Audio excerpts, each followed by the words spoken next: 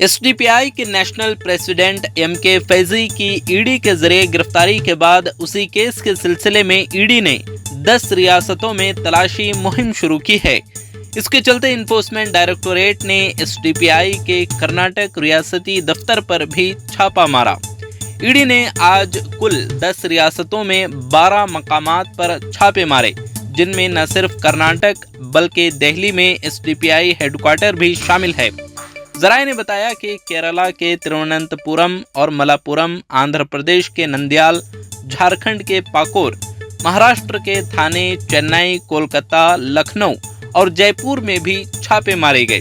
S D P آئی کرناٹک کے صدر عبدالمجید نے آج صبح کرناٹک سمیت ملک کے کئی حصوں میں ای ڈی کے چھاپوں پر برہمی کا اظہار کرتے ہوئے کہا کہ یہ مودی حکومت کی نفرت انگیز سیاست کا تسلسل ہے۔ عبدالمجید نے تبصرہ کیا کہ قومی صدر ایم کے فیضی کی غیر منصفانہ گرفتاری ملک میں مخالف آوازوں کو دبانے کی حکومت کی سازش ہے۔